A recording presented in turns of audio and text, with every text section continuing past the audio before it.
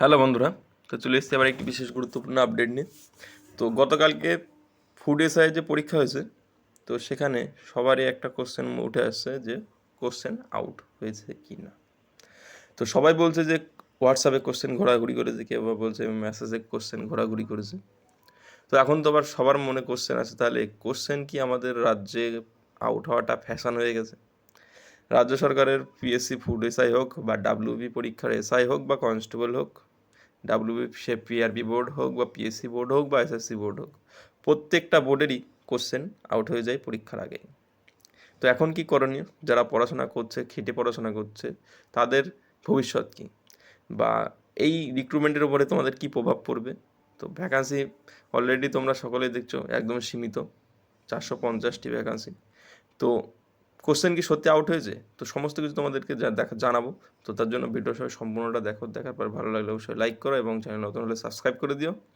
তো প্রথমত যে কোশ্চেন বা মনে তোমাদের যেটা আর কি ঘুরছে, যে যেটা মনে আর কি ওঠে কিছু না হলেও রটে, অর্থাৎ তোমাদের কোশ্চেন কিন্তু পিএসসি ফুড এসআইয়ের আউট হয়ে গেছে।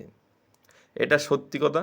তো সত্যি কথা শুনতে খারাপ লাগে, কেননা কোশ্চেন আউট পিএসসির এমন কোনো পরীক্ষা হয় না যেখানে কোশ্চেন আউট হয় না, আর এটাতেও হয়েছে। মানে আগেরগুলো হয়েছে বলে কিন্তু এটা হয়েছে আমি সেটা বলছি না, কিন্তু ব্যাপারটা হলো এটারও কোশ্চেন অলরেডি আউট হয়েছে, যে কালকে যে পরীক্ষা দুটো 3টে শিফটে হয়েছে। তো এটা হলো মূল বিষয়, যে পরীক্ষার কোশ্চেন আউট হয়ে গেছে। এবারে তাহলে কী হবে? কোশ্চেন যখন আউট হয়েছে, একটা ছেলে খেটে পরীক্ষা দিল, আর যারা এসএমএস বা হোয়াটসঅ্যাপের পোস্ট কোশ্চেন পাওয়ার পরে পরীক্ষা দিল, কোশ্চেন তাদের পরীক্ষার সাথে আকাশ পাতাল তফাৎ হবে। অর্থাৎ নাম্বার কিন্তু তারা সবসময় বেশি পেয়ে যাবে।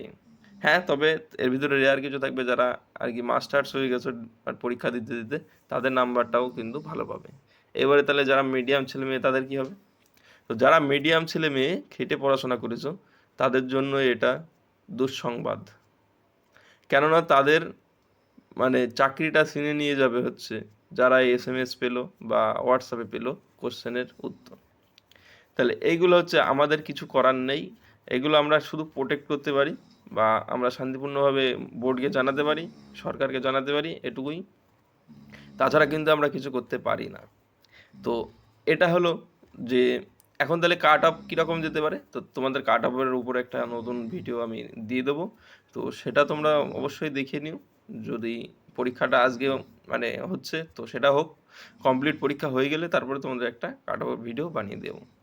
তো যে একটা কথাই বলতে চাই, যে পরীক্ষা যারা আর কি এই যে নাম্বার বা উত্তর পেয়ে যাচ্ছে তো হোয়াটসঅ্যাপে, তাদের মানে একদিন তো এগুলো তো সব সময় তো চুরি করে চলে না, তো এগুলো একসময় বন্ধ হবে। তবে ভাই কিছু ছেলেমেয়ের ভবিষ্যৎ নষ্ট করে দেওয়ার পরে বন্ধ হবে। তো এগুলো আর কিছু করার নেই আমাদের পাপ হচ্ছে, আমরা ওয়েস্ট বেঙ্গলের লোক। তো বন্ধুরা, ভিডিওটা যারা সম্পূর্ণটা দেখলে, যদি কোনো কোশ্চেন থাকে অবশ্যই ভিডিওর কমেন্ট বক্সে জানিও, আর যদি ভিডিওটি ভালো লাগে অবশ্যই লাইক করো। Thank you.